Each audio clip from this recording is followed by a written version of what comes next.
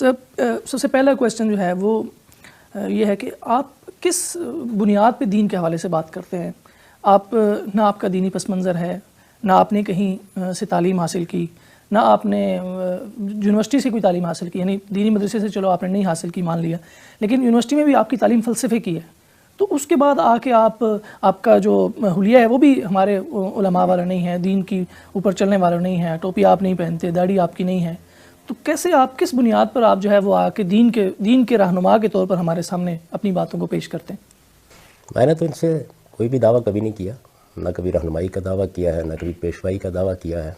میں ایک طالب علم ہوں، اور ایک طالب علم کے لیے جو ضروری استعداد ہوتی ہے وہ میں نے ممکن حد تک وہاں پہنچانے کی کوشش کی ہے۔ میں نے اپنی کتاب مقامات میں بڑی تفصیل کے ساتھ یہ بتایا ہے کہ میرا تعلیمی پس منظر کیا ہے۔ اس کی تفصیلات اگر آپ کے علم میں ہیں تو میں نہیں دہراتا، نہیں آپ مختصراً اگر دہرا سکیں، لیکن اگر نہیں ہیں تو میں مختصر طریقے سے یہ بتا دیتا ہوں کہ میرے والد کی یہ خواہش تھی کہ میں اسلامی علوم اور السنہ شرقیہ سے اپنی تعلیم کی ابتدا کروں۔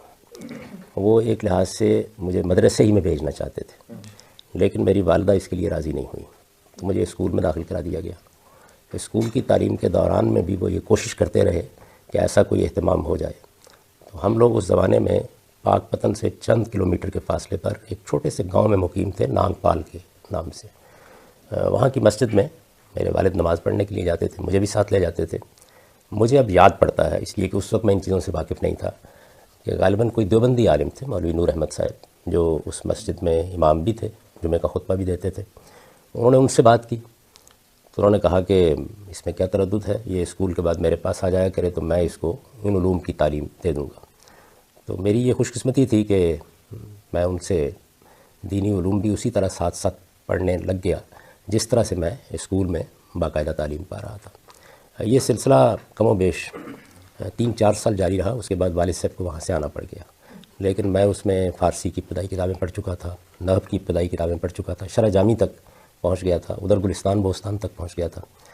تو پھر ہم لوگ شہر میں آ گئے، اور شہر میں پھر میں اپنے شوق سے مختلف اہل علم سے وہ سب چیزیں پڑھتا رہا جو آپ درس نظامی میں پڑھتے ہیں، یہاں تک کہ دورہ حدیث کے قریب تک جو ساری چیزیں پڑھی جاتی ہیں ان کو میں پایہ تکمیل تک پہنچا چکا تھا جب میں نے 9ویں جماعت کا امتحان دیا ہے۔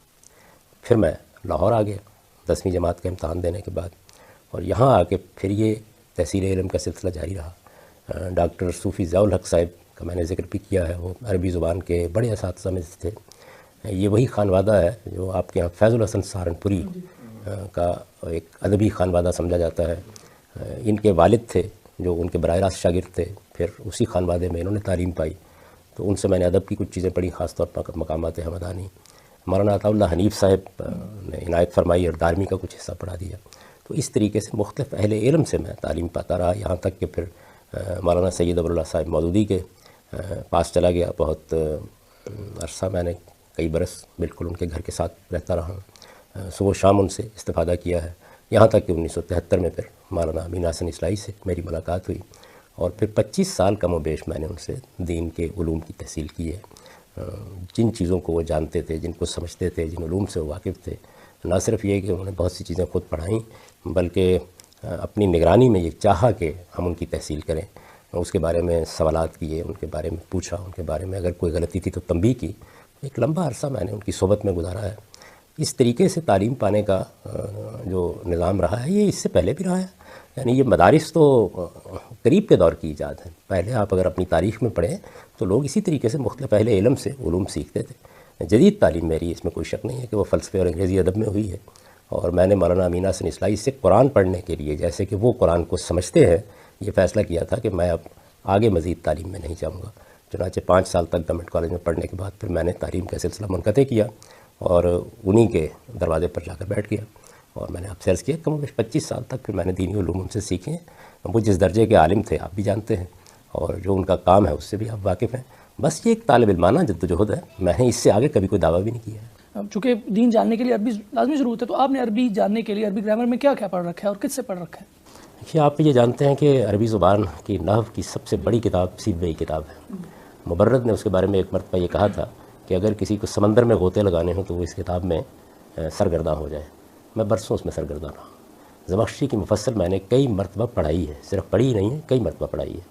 طالب علموں کو پڑھائی ہے، وہ لوگ ابھی موجود ہیں جن کو میں نے پڑھائی ہے۔ شرح ابن عقیل 2 مرتبہ طالب علموں کو پڑھائی ہے۔ اسی طریقے سے مغنی اللبیب میری پسندیدہ کتابوں میں سے رہی ہے، اور آپ جانتے ہیں کہ صاحب مغنی اللبیب کا کیا مقام ہے۔ ابن خلدون نے اپنے مقدمے میں ان کے اوپر کیا تبصرہ کیا ہے، اور کس طریقے سے ایک مجتہدانہ بصیرت ان کو اس زبان کے قواعد میں حاصل رہی ہے۔ کتاب کے دونوں حصوں پر میں نے برسوں کام کیا ہے۔ اب بھی میرے پاس جو اس کے نسخے ہیں، ان کے نوٹس اگر آپ دیکھیں تو آپ کو اندازہ ہو سکتا ہے کہ میں نے کس دقت نظر کے ساتھ اس کو پڑھا ہے۔ اس طرح بہت سی دوسری چیزیں جو فارسی زبان میں لکھی گئی ہیں وہ میری نظر سے گزری ہیں، ان پر میں نے کچھ کام بھی کیا ہے، اور برسوں یہ نحو کا علم پڑھایا بھی۔ نہیں تو یہ آپ نے کہاں پڑھا ہے؟ اپنے ادارے میں یا کہاں؟ یہ ضروری نہیں ہے کہ آپ کسی کے پاس جا کے پڑھیں۔ جب میری استعداد پیدا ہو گئی تو ظاہر ہے کہ پھر آپ خود کتابیں پڑھتے ہیں، خود دیکھتے ہیں، ان کے شروع کو دیکھتے ہیں، اور اگر کہیں کوئی مشکل پیش آ جاتی ہے تو کسی صاحب علم سے مشورہ بھی کر لیتے ہیں۔ میں نے یہ چیزیں اس وقت پڑھی ہیں جب عربی زبان کو اور عربی زبان کی چیزوں کو پڑھنے کی میری استعداد اللہ کی عنایت سے پیدا ہو چکی ہوئی تھی۔ آپ نے فقہ میں کیا پڑھ رکھا ہے؟ دین کے حوالے سے حدیث دین میں کی کیا جو آپ پڑھ رکھا تعبیر ہے پیش آپ کر نے؟ رہے ہیں اس میں کیا پڑھا ہے آپ نے؟ یہ کہاں سے تعبیر لی ہے؟ تعبیر دین پر اگر آپ کا سوال ہے تو آپ ایجاز سے اگر بات کریں تو بنیادی طور پر 4 ہی کتابیں آپ کہہ سکتے ہیں کہ اس معاملے میں بنیادی اہمیت کی حامل ہیں۔ اصول میں شاطبی کی موافقات کو یہ حیثیت حاصل ہے، یعنی وہ آپ کو دین کی ایک خاص تعبیر کی طرف لے جاتی ہے۔ میری پسندیدہ کتابوں سے رہی ہے۔ میں نے جب پہلی مرتبہ زندگی میں اعتکاف کیا تھا تو اس اعتکاف کو اسی کتاب کی نظر کر دیا تھا، اور اب بھی میرے پاس جو اس کا نسخہ موجود ہے، آپ دیکھ سکتے ہیں کہ میں نے کس طریقے سے اس کتاب کو پڑھا ہے اور اس کو سمجھنے کی کوشش کی ہے۔ غزالی نے احیاء العلوم میں پورے دین کو بیان کیا، کیمیائے سعادت میں اس کا خلاصہ کیا، اس لحاظ سے وہ ایک بنیادی کتاب بن گئی۔ اور پھر آپ جانتے ہیں کہ چونکہ ہمارے ہاں دین کی صوفیانہ تعبیر کا غلبہ ہے تو وہ یہ کتاب آج بھی اس پر حکومت کر رہی ہے۔ شاہ ولی اللہ کی حجت اللہ البالغہ، یعنی وہ ہمارے پورے اسلامی لٹریچر میں ایک منفرد چیز ہے۔ اور مولانا مودودی صاحب کی اسلامی نظامی زندگی، ان کی کم و بیش ساری کتابیں میں نے پڑھی، ان کے ایک طرح سے آغوش تربیت میں آنکھ کھولی ہے۔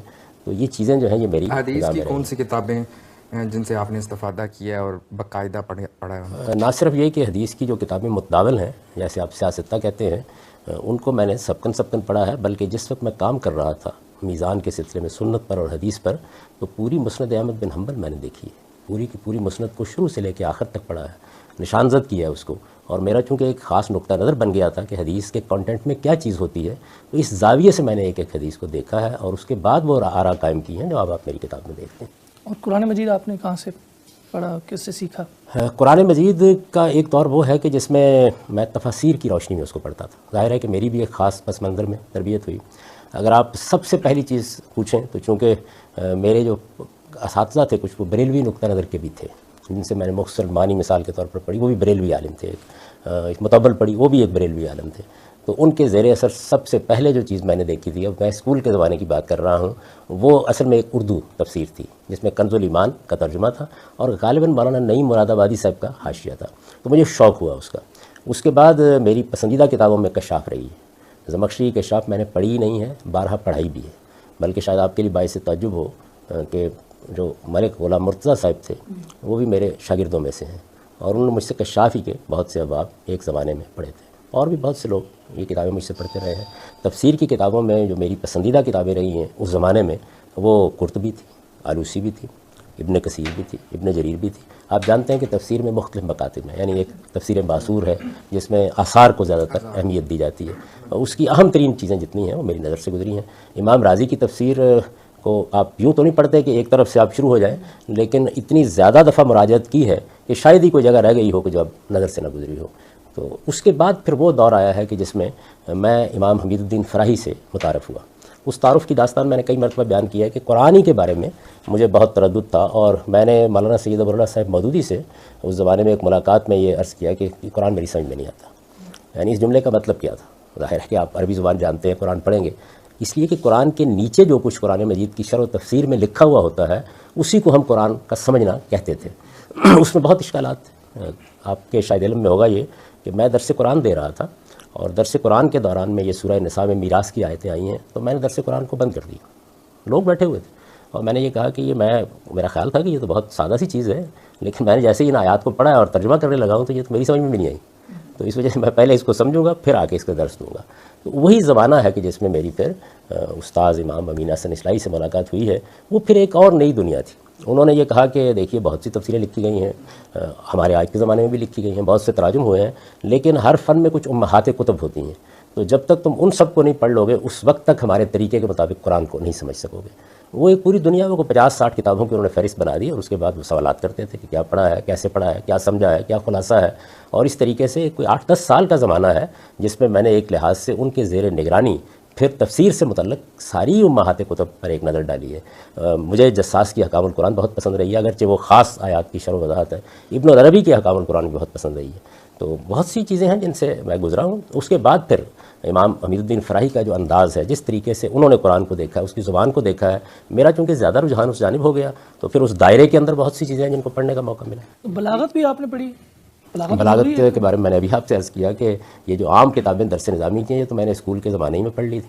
اس کے بعد مجھے اس فن سے بہت دلچسپی پیدا ہوئی کیونکہ آپ جانتے ہیں کہ جو پہلی کتاب شبلی کے اہتمام میں امام فراہی کی چھاپی گئی ہے وہ جمرۃ البلاغہ ہی ہے, اور اس میں انہوں نے بلاغت کے پورے علم پر تنقید کی ہے. اور میرا خیال یہ تھا کہ اس میں پھر جو بنیادی کتابیں جیسے سکاکی کی کتاب ہے, مفتاح العلوم ہے, اور دوسری چیزیں ہیں, ان کو بھی براہ راست دیکھنا چاہیے. ایک زمانے میں مجھ پر بہت خبت ہوتا تھا طالب علمی کے زمانے میں کہ کوئی جو بھی فن ہے اس کی کلاسیکی چیزیں ضرور پڑھنی چاہیے. تو وہ بھی اس زمانے میں میں نے پڑھی, اور پھر مجھ پر حقیقت میں قدر و قیمت بھی واضح ہوئی کہ جمہرۃ البلاغہ میں جو ایک نیا اسلوب قرآن مجید کی زبان کو سمجھنے کے لیے اختیار کیا گیا, اس کی کیا اہمیت ہے. تو فقہ پر آپ صرف تنقید ہی کرتے ہیں, صرف رائے دیتے ہیں, یا اس کو بھی کچھ پڑھا ہے آپ نے؟ دیکھیے فقہ میں 2 چیزیں ہوتی ہیں. ایک اصول ہے, اصول کی کتابوں میں سے میں نے آپ سے عرض کیا کہ موافقات تو میری پسندیدہ ترین کتاب رہی ہے, لیکن جن لوگوں نے موافقات کو پڑھا ہے وہ جانتے ہیں کہ خود صاحب موافقات نے ہمارے ہاں جو اصول کا پرانا منہج رہا ہے اس کے اوپر بڑی شدید تنقید کر دی ہے. جو اصول کی پرانی کتابیں ہیں ان میں سے سب سے پہلے تو ہر آدمی امام شافعی کی رسالہ کو پڑھتا ہے, اور رسالہ کے بہت سے حصے میں نے پڑھائے بھی ہیں ایک زمانے میں. بزدوی کی اصول بہت پسند رہی ہے مجھے. اسی طرح اگر معلومات کے لحاظ سے آپ دیکھیں اور ایک طریقے سے پہلی 3 صدیوں کے اصولی کام پر تبصرے کے لحاظ سے دیکھیں تو ابن حزم کی الاحکام فی اصول الاحکام بھی بہت غیر معمولی چیز ہے, اور میں نے اس کو بہت دقت نظر کے ساتھ کوشش کی ہے کہ پڑھوں, سمجھوں ان کا نقطہ نظر. وہ نقطہ نظر بہت حد تک آدمی کو اپیل بھی کرتا ہے کیونکہ اس کے اندر ایک خاص طرح کا تنقیدی مزاج ہے جو میرا بھی مزاج رہا ہے آپ کہہ سکتے ہیں. تو میں نے اس کو بہت اچھی طرح دیکھا اور اس کو سمجھ. آمدی کی الاحکام پسندیدہ کتابوں میں سے رہی ہے, اب بھی میں گاہے گاہے اس کو ضرور دیکھتا ہوں. تو اصول کی جو امہات کتب ہیں وہ یہی ہیں جن کو ہر آدمی کو دیکھنا چاہیے. فقہ کی کتابوں میں میرے خیال میں 2 کتابیں بڑی اہمیت کی حامل ہیں. یعنی عام حالات میں تو کوئی چیز دیکھنے کے لیے بدایت المجتہد بھی کفایت کر جاتی ہے, لیکن ہدایہ اور سرخسی کی مبسوط دونوں بہت غیر معمولی کتابیں ہیں. اور سرخسی کی مبسوط کا معاملہ بالکل تفسیر رازی قسم کا ہے. یعنی یہ کتابیں ایسے نہیں ہوتی کہ آپ ایک دن بیٹھ جاتے ہیں اور شروع سے آخر تک پڑھنا شروع کر دیتے ہیں. آپ بار بار جب مراجعت کرتے ہیں مختلف مسائل میں تو وہ بھی کم و بیش کوئی رہ نہیں گیا ہوگا حصہ اس کا جو نہ دیکھا گیا. ہدایہ البتہ میں نے شروع سے لے کے آخر تک پڑھی. یہ تو یعنی دینی امور کے متعلق بات ہوگی. آپ نے فلسفہ بھی پڑھا ہے یا ویسٹرن تھاٹ کو آپ نے سمجھا, تو وہ کیا پورے دین کو آپ ریشنلائز کر رہے ہیں, عقلیات کا آپ کے اوپر بہت زیادہ غلبہ ہے, یہ کس طرح آپ پر یہ غلبہ ہوا ہے؟ یہ سوال مجھ سے اسلام آباد میں ایک صاحب نے کیا تو میں نے کہا کہ مجھ پر لعنت ہو اگر میں دین کو ریشنلائز کر رہا ہوں. میں تو دین کے اندر جو اس کی عقلیت موجود ہے اس کو نمایاں کر رہا ہوں. یعنی مجھے کیا حق ہے کہ میں اس کو ریشنلائز کروں؟ وہ علم و عقل کے اعلیٰ ترین معیار پر پورا اترتا ہے. میں اس کے استدلال کو, اس کی عقلیت کو جو خود اس کے اندر موجود ہے اس کو بیان کر رہا ہوں. دین میں یہ میرا منصب نہیں ہے کہ میں اپنی طرف سے کوئی چیز دین کے ذمے لگا دوں. دین میں تو دین ہی کو سمجھنا ہے. یعنی میں تو اگر میری کتاب کو آپ پڑھیں تو یہ بتا رہا ہوتا ہوں کہ اللہ تعالیٰ کے وجود کے کیا دلائل ہیں, تو اس میں بھی اپنی طرف سے کوئی بات کہنے کے بجائے قرآن مجید کی بنیاد پر قرآن مجید نے جو استدلال پیش کیا ہے اس کی وضاحت کر رہا ہوں. قرآن مجید خود اپنا اس بات کیسے کرتا ہے اس میں بھی وہی چیزیں بیان کر رہا ہوں. نبوت کن دلائل کی بنیاد پر ثابت ہوتی ہے اس میں وہی چیزیں بیان کر رہا ہوں. باقی جو فلسفے کے بارے میں آپ نے پوچھا تو میں شاید اس وقت جو لوگ مذہب کو بیان کر رہے ہیں ان میں واحد آدمی ہوں کہ جس نے فلسفہ باقاعدہ طریقے سے ایک طالب علم کے طور پر گورنمنٹ کالج میں 5 سال پڑھا ہے. میں فلسفے کا طالب علم رہا ہوں اور اس زمانے کے بڑے اچھے اساتذہ سے میں نے اس کو پڑھا ہے. فلسفے کی آپ جانتے ہیں کہ 3 بڑے ادوار ہیں. ایک اس کا وہ دور ہے جس میں یونان کا فلسفہ, جس میں سقراط تھے, افلاطون تھے, ارسطو تھے, اور یونان کی ایک قدیم روایت تھی. اس کے بعد بھی کچھ روایات اس کے اندر شامل ہوئی, لیکن ایک لمبے عرصے تک اسی نقطہ نظر کا غلبہ رہا ہے. اس کے بعد مغربی فلسفے کی وہ روایت ہے جو دیکارت سے شروع ہوئی ہے, جس میں پھر بڑے بڑے لوگ پیدا ہوئے ہیں. کانٹ بھی ہے, ہیگل بھی ہے, اور بھی بہت سے لوگ ہیں, ان کے افکار خیالات ہیں. پھر وہ تیسرا دور اب ہے جس کو ہم پوسٹ ماڈرنزم کا دور کہتے ہیں. اصل میں تو اس کی ابتدا نیچے سے ہو گئی تھی. تو اس میں بھی میرے دونوں طرح کے معاملات رہے ہیں. یعنی وہ چیزیں جن میں ایجاز کے ساتھ فلسفے کو بیان کیا جاتا ہے, جیسے ویلڈورا نے بیان کیا ہے, جیسے فرینک تھری نے بیان کیا ہے, جیسے WT اسٹیس نے بیان کیا ہے. تو وہ چیزیں تو خیر آدمی طالب علمانہ ضرورتوں کے تحت پڑھتا ہی ہے, لیکن اس کے ساتھ میں نے کوشش کی کہ اس میں بھی جو بڑی بڑی کلاسیکل چیزیں ہیں, مثلا ڈائلاگ آف پلیٹو ہے, مثال کے طور پر کریٹیک آف پیور ریزن ہے, یا اس طرح کی جو چیزیں ہیں ان کو براہ راست بھی پڑھوں اور اللہ کا احسان ہے کہ ان کو بھی میں نے اپنے طالب علمی کے زمانے میں پڑھا ہے، سمجھا ہے، اور صرف یہی نہیں ہے کہ ایک نظر ڈالی ہے ان کے اوپر، بلکہ ان کا تنقیدی مطالعہ کیا ہے، اور علی وجہ البصیرت اگر میں نے فلسفے کی کوئی چیز قبول کی ہے تو کی ہے، اور اگر رد کی ہے تو اسی طرح رد کی.